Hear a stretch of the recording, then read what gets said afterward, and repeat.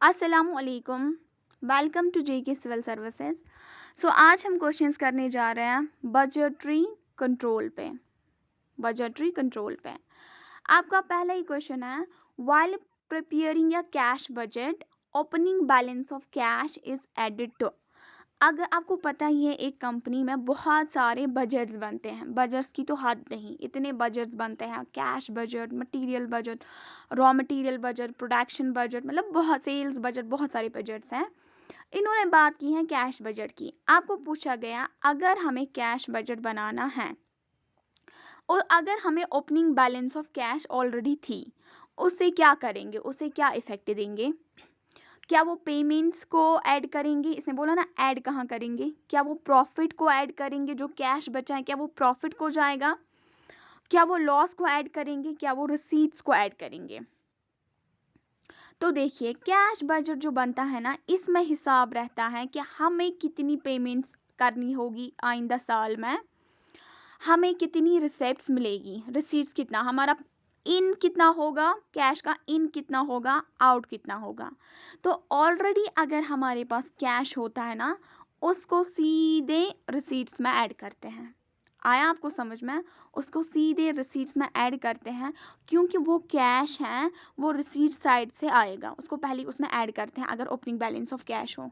तो आपको यही पूछा गया है, उसको किस जगह ऐड करेंगे। The right answer is receipts. Fourth option is the right answer. आप समझे मेरी बात। अब आप ये वाला क्वेश्चन देखिए। क्वेश्चन है, following may be regarded as a summary budget.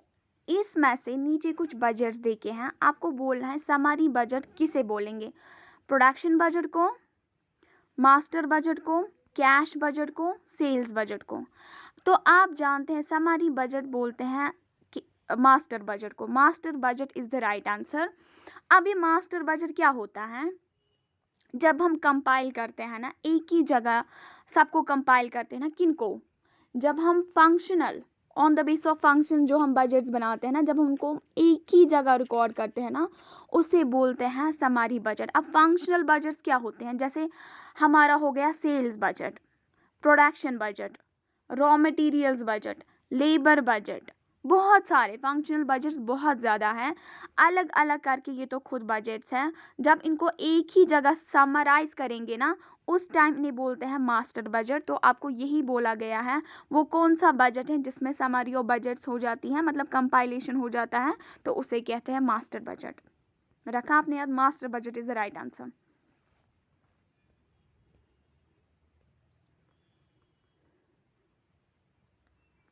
Question है, budget is a written plan of. बोलते हैं बजट, आपको पता है ना, बजट है ना, बजट ये इसे कहते हैं, ये रिटन प्लान होता है, लिखा जाता है ये पेपर पे। और इसे ये भी कहा जाता है, ये ब्लूप्रिंट होता है। हम क्वांटिटेटिव टर्म्स में पहले ही डिसाइड करते हैं फ्यूचर में। फॉर एग्जांपल गवर्नमेंट का बजट बनता है, मैं आपको ऐसे समझाऊंगी, वो आपको समझ में आएगा।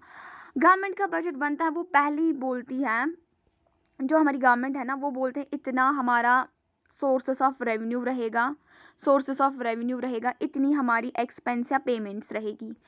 तो वो पहले ही फाइनेंशियल ईयर को स्टार्ट करने से पहले ही बजट बनता है, फिर अनाउंस होता है इस साल इतना एक्सपेंस होगा, इतना गवर्नमेंट को रेवेन्यू मिलेगा। तो ये रिटन प्लान होता है। क्या होता है, बजट तो रिटन प्लान है। लेकिन अब आपको बोला है ये क्या है, budget is a written plan of, क्या वो एक्शन का है, रिएक्शन का है, बिजनेस का है, या एनवायरनमेंट का है। बजट होता है रिटन प्लान किसका, एक्शन का। क्योंकि जो हमने किया लिखा हुआ होता है ना, रिकॉर्ड किया होता है ना बजट में, प्री डिटरमाइंड होता है वो, उसको हम रिकॉर्ड करते हैं इन क्वांटिटेटिव टर्म्स में। फिर उस पर हमें एक्शन करना होता है, जो फ्यूचर में टाइम आएगा ना जिसके लिए वो बनाया, उसमें हमें उस पर एक्शन लेना होता है, उस पर काम करना होता है। So budget is a written plan of action is the right answer.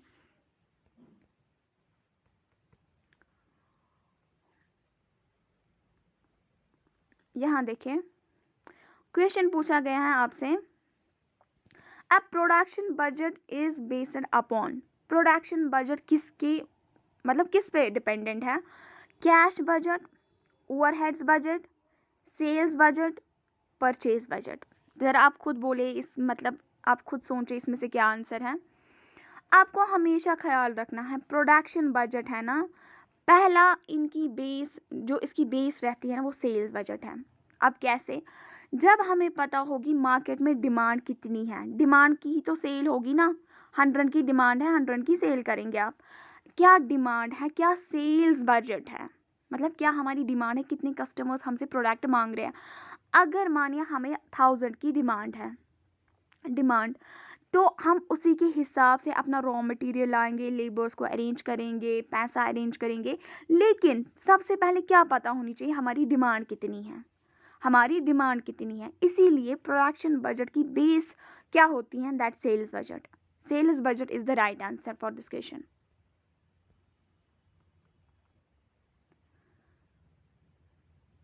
यहाँ देखें, budgetary control helps in implementation of, budgetary control helps in implementation of. Budgetary control में बहुत कुछ होता है। यहाँ पे आपको बोला है ये किसकी इम्प्लीमेंटेशन लाता है, ये किसको इम्प्लीमेंट करता है, ज़रा इनमें से आप बोलिए। क्या ये मार्जिनल कॉस्टिंग को इम्प्लीमेंट करता है, क्या स्टैंडर्ड कॉस्टिंग की होती है, क्या रेशियो एनालिसिस की, क्या टेक्निकल एनालिसिस की। अगर आप सोचेंगे ना, बजट होता है ना ये प्री डिटरमाइनर स्टेटमेंट होता है इन क्वांटिटेटिव टर्म्स। हम पहले ही सेट करते हैं, पहले ही सेट करना कुछ करना, मतलब हमारी पेमेंट्स इतनी रहेगी, या हमें इतना रॉ मटेरियल चाहिए, हमें इतना लेबर फोर्स चाहिए, पहले ही सेट करना, हमें इतना एक्सपेंस लगेगा। हम पहले सेट कुछ करते हैं, तो पहले किसी चीज़ में सेट करना वो क्या होता है, वो होता है स्टैंडर्ड कॉस्टिंग। स्टैंडर्ड कॉस्टिंग में स्टैंडर्ड्स पहले ही बने हुए होते हैं, पहले स्टैंडर्ड्स बनते हैं, फिर एक्चुअल वर्क जो होता है इसमें और इसमें देखते हैं डिफरेंस क्या आई। अगर ठीक रहा ये और ये तो हमारी प्लानिंग ठीक थी।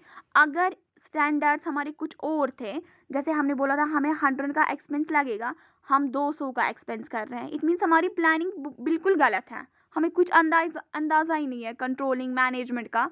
तो बजटरी कंट्रोल किसकी इम्प्लीमेंटेशन लाता है, standard costing is the right answer. रखा आपने याद।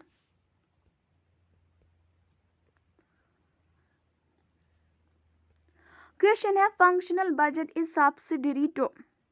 फंक्शनल बजट वो किसकी सब्सिडरी है, क्या वो वेरिएबल बजट की सब्सिडरी है, fixed budget, master budget, all of the above.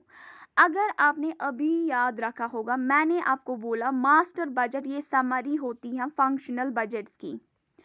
Functional budget की समरी होती है मास्टर बजट। अब मुझे बोलिए मास्टर बजट बड़ा है कि फंक्शनल बजट्स।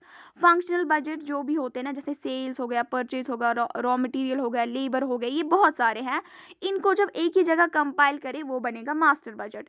तो बोलेंगे ना ये चीज़ इसकी सब्सिडरी है, सब्सिडरी छोटी होती है, ये चीज़ इसकी सब्सिडरी है, तो यही पूछा है फंक्शनल बजट किसकी सब्सिडरी है, वो मास्टर बजट की सब्सिडरी होती है। रखा आपने याद। Master budget is the right answer.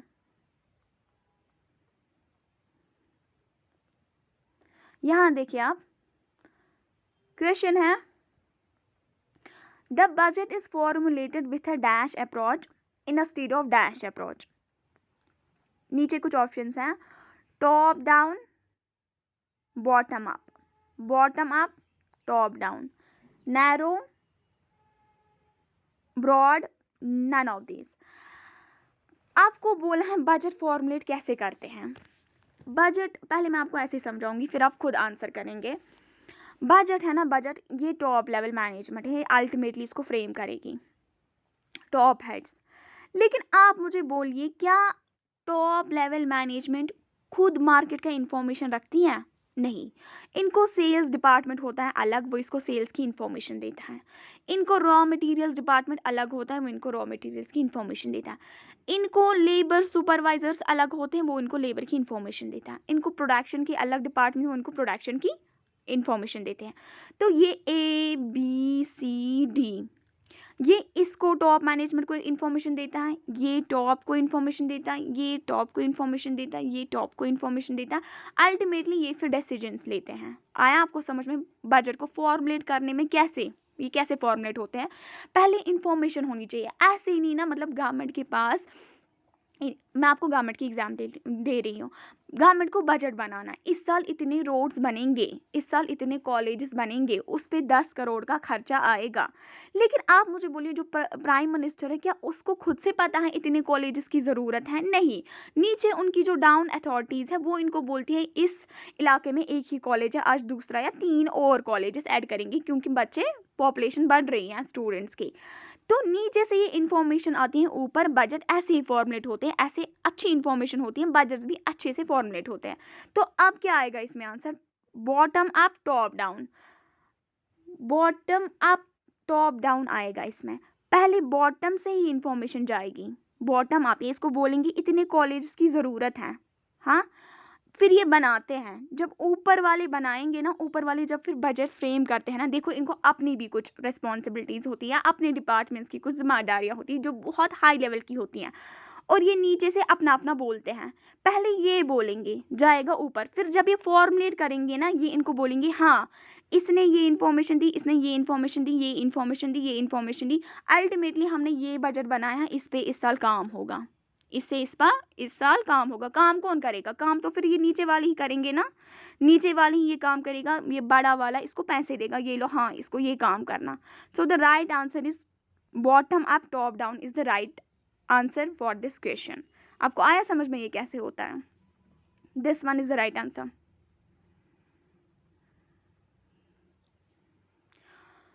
Question है budget is prepared for, budget किसके लिए बनाया जाता है?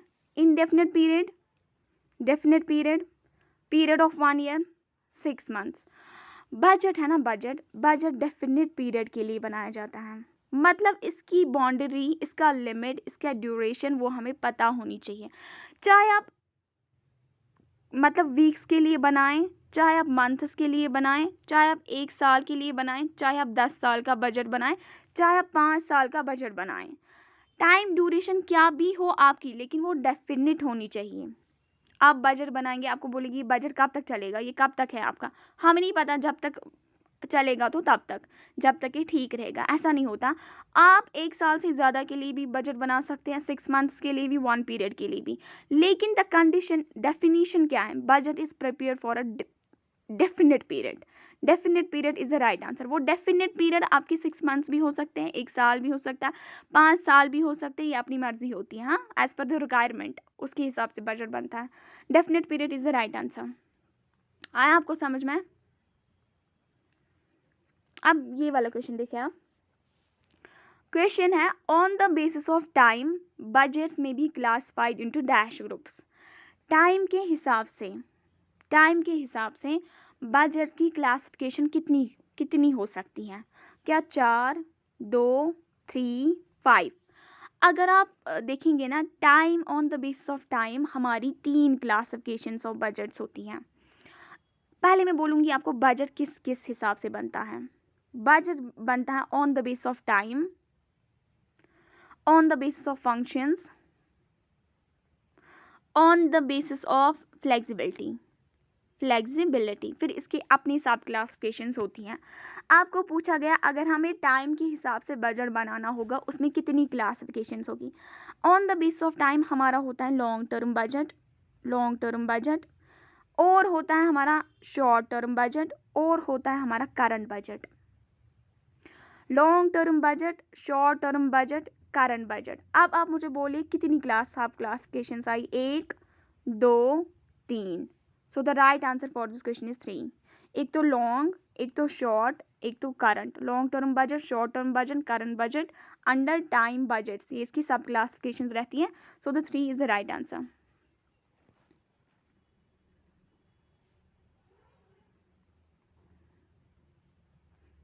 यहाँ देखिए, the success of A flexible budget depends upon careful study and classification of expenses into. बोलते हैं अगर हम फ्लेक्सिबल बजट बनाते हैं, मैंने आपको अभी बोला ना, बजट्स की एक मेन क्लासिफिकेशन होती है, on the base of flexibility भी बजट्स बनते हैं। अब आपको बोला गया है फ्लेक्सिबल बजट अगर हम बना रहे हैं तो उसकी कामयाबी किस में होगी, मतलब उसका सक्सेस, वो कैसे सक्सेसफुल रहेगा, किन चीज़ों का हम ज़्यादा कंसिड्रेशन करेंगे मतलब जिन चीज़ों का हम ख्याल रखेंगे वो सक्सेसफुल बजट रहेगा। क्या historical and pre determined cost होगा, ये कॉस्ट ही यहाँ पे। मैन्युफैक्चरिंग, एडमिनिस्ट्रेटिव एंड सेलिंग, क्या इसका ख्याल रखेंगे? क्या fixed variable and semi variable का ख्याल रखेंगे? None of the above. पहले मैं आपको ऐसे समझाऊंगी, अगर एक बच्चा 9th क्लास में पढ़ता है, एक बच्चा 9th क्लास में पढ़ता है, वो कैसे सक्सेसफुल रहेगा उस 9th स्टैंडर्ड में? जब वो अपनी 9th की बुक्स जो कंसर्न सिलेबस हैं उसका पूरा ख्याल रखेगा, उसी को पढ़ेगा, तो वो सीधे सक्सेसफुल रहेगा। वैसे ही फ्लेक्सिबल बजट की जो मेन कंपोनेंट्स हैं ना, जब उसमें उसी चीज़ का ख्याल रखा जाएगा तो वो सक्सेसफुल बजट बन जाएगा। और फ्लेक्सिबल बजट्स में क्या कंसिडरेशंस लेते हैं हम? ये फिक्स्ड, वेरिएबल और सेमी वेरिएबल कॉस्ट। इसमें जब हम एक लेवल ऑफ एक्टिविटी को डिसाइड करते हैं ना, उसका फिक्स्ड कॉस्ट, सेमी वेरिएबल और वेरिएबल कॉस्ट, ये चीज़ें हमें ख्याल में रखनी होती हैं। इसी के बेसिस पे हम फ्लेक्सिबल बजट बनाते हैं। आया समझ में? So the right answer is fixed, variable and semi variable cost.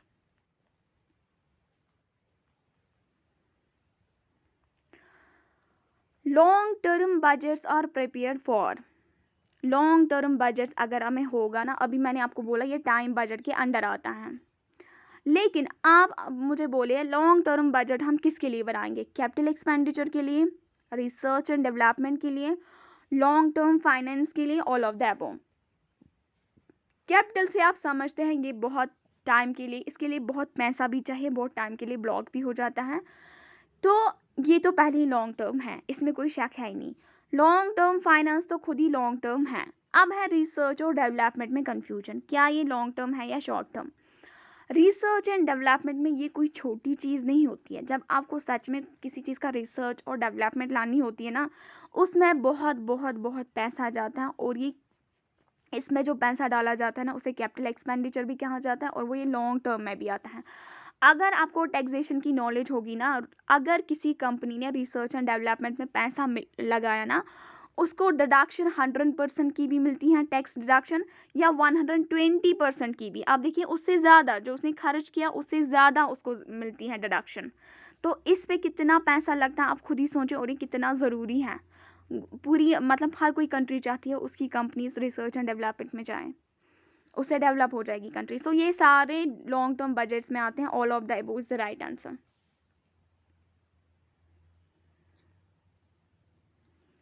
बोलते हैं budgetary control system acts as a friend, philosopher and guide to the. ये किसके लिए as a philosopher, as a guide काम करता है? मैनेजमेंट के लिए, शेयर होल्डर्स के लिए, क्रेडिटर्स के लिए, एम्प्लॉयज़ के लिए। ये तो आप खुद भी जानते हैं, ये मैनेजमेंट के लिए ये सारा काम करता है, as a friend, as a philosopher, as a guide, क्योंकि इन लोगों को ही मैनेज करना पड़ता है ना। तो प्री डिटरमाइंड स्टेटमेंट पहले ही होता है ये बजट, ये इसी के अकॉर्डिंग में चलते हैं, तो इनको आसानी हो जाती है। Right answer is management. यहाँ देखें आप,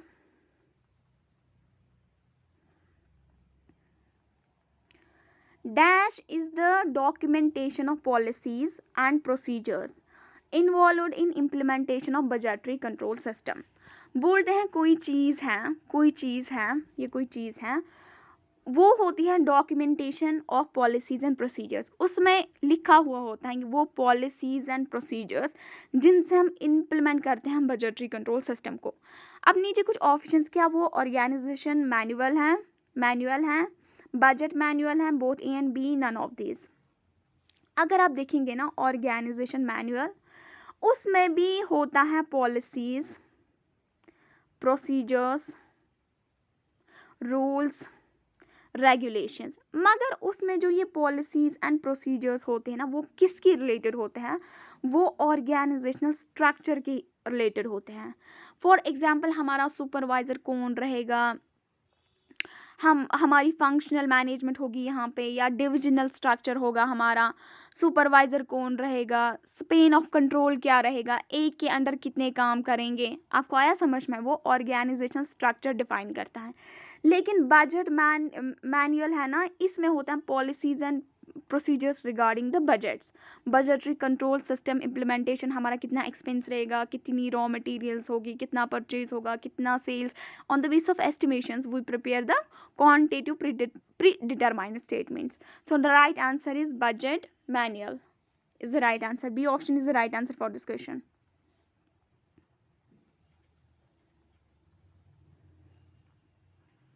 आपको क्वेश्चन पूछा गया है सेल्स बजट इज ए वो क्या है? क्या वो एक्सपेंडिचर बजट है? क्या वो फंक्शनल बजट है? क्या वो मास्टर बजट है? None of these. Sales budget है ना, ये फंक्शनल बजट है. फंक्शनल बजट्स में मैंने आपको बोला ना बहुत सारी क्लासिफिकेशंस हैं. परचेज बजट है, लेबर बजट है, रॉ मटेरियल्स बजट है, सेल्स बजट है, बहुत सारे बजट्स हैं, वो आते हैं अंडर फंक्शनल बजट्स. और जब इन फंक्शनल बजट्स को एक ही जगह समराइज किया जाता है उस टाइम उसे कहते हैं मास्टर बजट. लेकिन खुद क्या है ये? खुद है ये फंक्शनल बजट. जब फंक्शनल बजट्स को इकट्ठे लिया जाता है वो बन जाते हैं मास्टर बजट्स. खुद है ये फंक्शनल बजट. यही पूछा गया आपको. Sales budget is a functional budget. Functional budget is the right answer.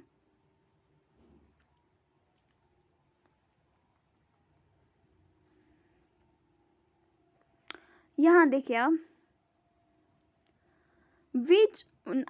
what are the problems in budgeting. Budgeting में क्या क्या प्रॉब्लम्स हैं आप जानते हैं. जिसकी भी एडवांटेज होती हैं, जहाँ एडवांटेज होती हैं वहाँ डिसएडवांटेज भी रहती हैं. जहाँ कुछ फ़ायदे मिलते हैं वहाँ कुछ नुकसानात भी होते हैं. वैसे ही बजटिंग के बहुत सारे फ़ायदे हैं. मतलब कंट्रोल में हेल्प करता है, प्रीडिटरमाइंड प्लान्स होती हैं, acts as a guide, acts as a friend, acts as a philosopher to the management. But still कुछ खामियाँ रहती हैं. तो देखते हैं नीचे कौन कौन सी खामी है. Based on assumed conditions. बिल्कुल हम एस्टिमेशंस का ज़्यादा यूज़ करते हैं. हाँ इतना होगा, वो होगा, ये होगा. वो हो भी सकती हैं, नहीं भी हो सकती हैं. Uncertainties can occur in the system. आप तो जानते हैं हमारे एनवायरनमेंट में अनसर्टेनिटीज़ आ सकती हैं. फॉर एग्जांपल किसी ने बोला होगा हमें इस साल सेल्स 5 लाख यूनिट्स की करनी है, लेकिन क्या पता लॉकडाउन हुआ और वो कुछ भी नहीं बिके, मतलब हमारी सेल ही नहीं हुई, जस्ट 1 लाख सेल हुई बस. तो ये सिस्टम रहता है. हमने क्या प्लान किया था और क्या हो गया. अनसर्टेनिटीज़ को कोई कुछ कर ही नहीं सकता. Problems of coordination. जैसे हमारा परचेज बजट बनता है, प्रोडक्शन बजट बनता है. हाँ प्रोडक्शन बजट बनता है, सेल्स बजट बनता है, परचेज बजट बनता है. अब ये सेल्स बजट वाले हैं ना, इन्होंने बोला कि हमें 10 लाख यूनिट्स की डिमांड है. इन प्रोडक्शन बजट ने क्या किया, ये मतलब वहाँ पे जो एम्प्लॉयज़ थे, जो लेबरर्स थे, वो इनएफिशिएंट थे. उनको इतनी कैपेसिटी नहीं थी कि वो 1 लाख यूनिट्स को बनाए एक मंथ में. उन्होंने 80,000 ही बनाए. अब आप मुझे बोले इनको तो थी डिमांड, इनको तो कस्टमर्स ने बोला था हमें 1 लाख यूनिट्स चाहिए, लेकिन ये किस पे डिपेंडेंट थे? प्रोडक्शन बजट पे. प्रोडक्शन वालों ने क्या किया है, उन्होंने किया है खाली 80,000 यूनिट्स का अरेंज. तो पड़ा ना इस पे भी असर. Means problems in coordination. अगर एक गलती करता है ना दूसरे पे भी वो असर पड़ता है. अगर इन्होंने 100 बनाए होते बराबर, से 1 लाख, ये भी 1 लाख करते बराबर सेल, लेकिन यहाँ पे गलती हुई, यहाँ पे भी असर पड़ा. कोऑर्डिनेशन नहीं थी इसीलिए ये हो गया. All of the above is the right answer. ये सारी इसकी खामियां हैं. यहाँ देखें क्वेश्चन है आपसे, the budgets are classified on the basis of. Budgets की क्लासिफिकेशन किस किस बेसिस पे होती हैं?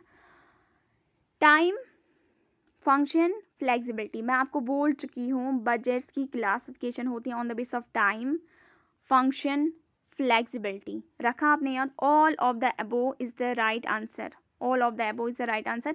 फिर टाइम की अपनी सब क्लासिफिकेशंस होती हैं, फंक्शनल बजट्स की अपनी सब क्लासिफिकेशंस होती हैं. आपने सुना अभी टाइम में आता है long term, short term, current. On the base of functions हम बनाते हैं सेल्स, परचेज, प्रोडक्शन, लेबर, बहुत सारे रॉ मटेरियल्स. आप कुछ रखे याद.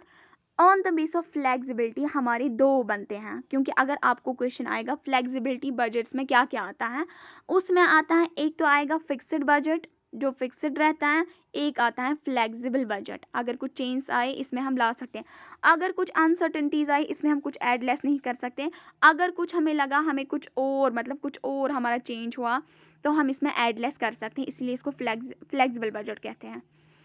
The right answer for this question is all of the above. All of the above is the right answer for this question. यहाँ देखिए आपको क्वेश्चन पूछा गया है, in which budget previous year is not taken as base. क्या वो sales budget है, labour budget है, रॉ मटेरियल्स बजट है, जीरो बेस बजट है। पहले मैं आपको बोलूँगी बजट कैसे बनता है। बजट बनता है जैसे हम बोलेंगे, अच्छा पिछले साल हमारी डिमांड थी 50,000 यूनिट्स की, चलो इस बार थोड़ा मार्केट बढ़ गया, हमारा 60 यूनिट्स की डिमांड होगी। आया समझ में? मीन्स हम पिछले साल का कुछ प्रीवियस रिकॉर्ड देखते हैं, हमारा क्या ट्रेंड रहा है, उसी के हिसाब से हम फ्यूचर बजट्स को बनाते हैं। आया आपको समझ में? लेकिन आपको बोला गया वो कौन सा बजट है जिसमें हम पिछला कुछ नहीं देखते हैं, खाली करंट का देखते हैं। करंट में जो आपको करना है ना, आपको खाली उसकी एक्सप्लेनेशन देनी है, उसको जस्टिफाई करना है, उसकी बुनियाद पे आपको बजट बनाना है, तो that is zero budget. Zero budget वो बजट होता है जिसमें हम पिछले रिकॉर्ड को कंसिडर नहीं करते हैं। फॉर एग्जाम्पल, अगर एक एम्प्लॉय है, एक मैनेजर है, उसने ऑफिस के लिए पिछले साल 1 लाख लिया था। इसने बोला अपने हेड को, पिछले साल आपने ऑफिस खर्चे के लिए 1 लाख दिया था, इस साल भी 1 लाख दो। ये इसको बोलेगा आप कैसे 1 लाख लेंगे, आप मुझे जस्टिफाई कीजिए पहले। ये बोलेगा पिछले साल हमारा ऑफिस में टेबल जो डेस्क होता है ना, वो ख़राब हुआ था, और जो अलमारी थी वो भी ख़राब हुई थी, उसका 60,000 का खर्चा आया, तो बाकी 40,000 में हमारी स्टेशनरी गई। तो इसको ये बोलेगा आप मुझे बोलो पिछले साल वो अलमारी आपने एक्सचेंज की, मतलब आपने उसको चेंज किया, तो क्या आप इस साल भी उस अलमारी को चेंज करेंगे, उस डेस्क को चेंज करेंगे? वो तो नया ही है, ये कैसे चलेगा? तो आप मुझे बोले अगर इसने पिछले साल 1 लाख डिमांड किया था, क्या ये इस साल भी 1 लाख डिमांड करेगा? कैसे करेगा? क्योंकि आज तो वो 60,000 का खर्चा होना ही नहीं है। तो क्या होता था पहले पहले, ये नई बेस रही बजटिंग की। ये लोग ऐसे ही पैसा खाते थे ऑन द बेस, जो पिछले साल जो एक्सपेंस हुआ है ना, जो इस साल नहीं होगा, आप ये उसको भी कंसिडरेशन में लाते थे। आया समझ में? इस साल इनको अगर पिछले साल इन्होंने 1 लाख लिया है ना, अगर इनको इस साल 5 लाख भी चाहिए ना, कोई बात नहीं, ज़्यादा भी लें, लेकिन इनको जस्टिफाई करना पड़ता है अपनी पेमेंट्स को। एक मैनेजर को जिसको पैसा मिलेगा कुछ करने के लिए, उसको जस्टिफाई करना पड़ता है आप किस बुनियाद पे ये पैसा मांग रहे हो। प्रीवियस रिकॉर्ड ना बोले आप, इस साल बोले आपको क्या करना है, उस पर क्या खर्चा जाएगा। प्रीवियस नहीं लेते हैं, प्रीवियस बेसिस से नहीं लेते हैं, तो उसी को बोलते हैं ज़ीरो बजटिंग, जिसमें प्रीवियस ईयर को नहीं लेते हैं, प्रीवियस रिकॉर्ड्स को नहीं देखा जाता है। जो भी आपको पेमेंट मिलेगी उसको आपको जस्टिफाई करना पड़ेगा, एक एक रुपए को आपको क्या करना है इसको। अब है ये वाला question, zero base budgeting was first used by, ये किसने पहली बार यूज की थी ये zero base budgeting? John grant, John Latham, Ruskin, Jimmy Carter.